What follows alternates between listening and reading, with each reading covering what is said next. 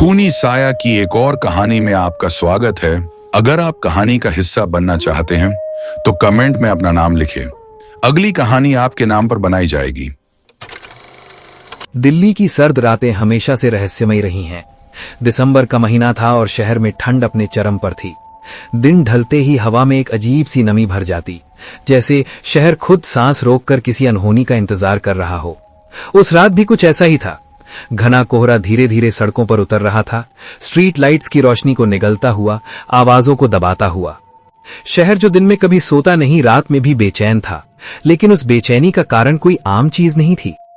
आर्यन पिछले 3 साल से दिल्ली में रह रहा था।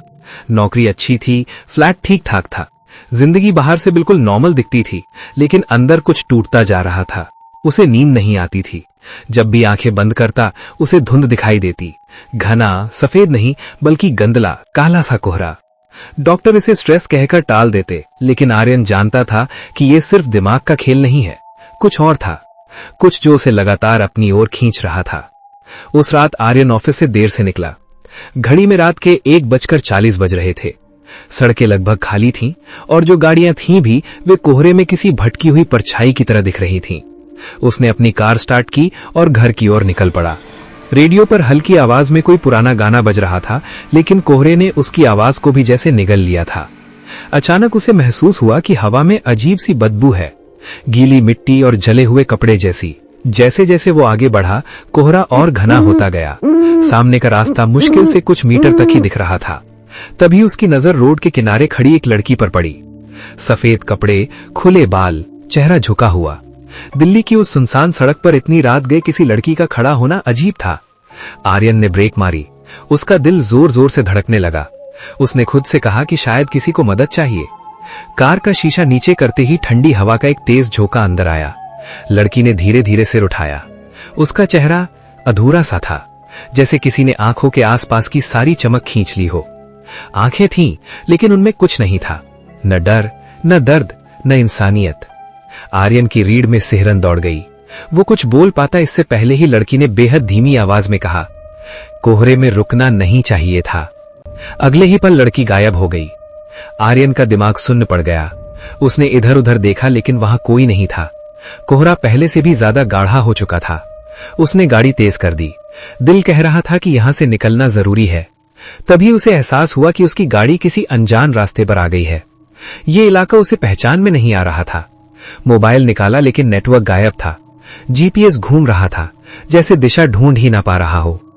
कुछ दूर आगे उसे पुरानी सी इमारत दिखाई दी, एक बंद पड़ी बस स्टैंड जैसी जगह। वहां एक बस खड़ी थी, बिना लाइट, बिना आवाज।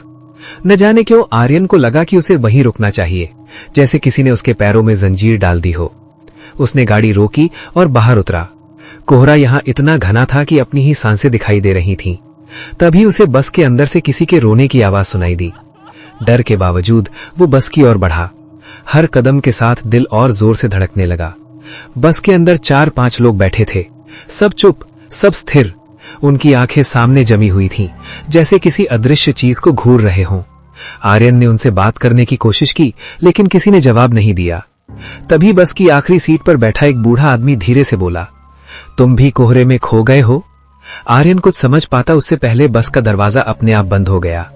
बाहर का कोहरा बस के अंदर घुसने लगा था। लोगों के चेहरे बदलने लगे, उनकी त्वचा धुंधली पड़ने लगी, आंखें काली होने लगीं। कोई चिल्लाया नहीं, कोई हिला नहीं। आर्यन ने भागने की कोशिश की, लेकिन उसके पैर जैसे जमीन में धंस गए हों। तभी उसे एहसास हुआ कि ये कोहरा सिर्फ बाहर नहीं है, ये उसके अंदर भी भर चुका है। अचानक उसकी आंख खुली। वो अपनी कार में था, सड़क पर, सुबह की हल्की रोशनी के साथ। कोहरा अब भी था, लेकिन हल्का। ऐसा लगा जैसे सब एक बुरा सपना था। उसने राहत की सांस ली और घर की ओर गाड़ी बढ़ा दी। लेकिन जैसे ही वो अपने फ्लैट पहुंचा, उसकी नजर शीशे में पड़ी।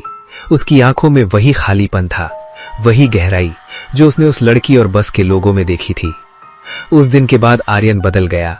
वो चुप रहने लगा, खिड़कियों से दूर रहने लगा, और सबसे अजीब बात, जब भी कोहरा पड़ता वो बाहर निकल जाता।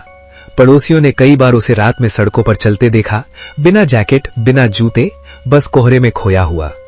कुछ महीनों बाद एक सुबह खबर आई कि एक आदमी को फ्लाईओवर के नीचे बेहोशी की हालत में पाया गया है।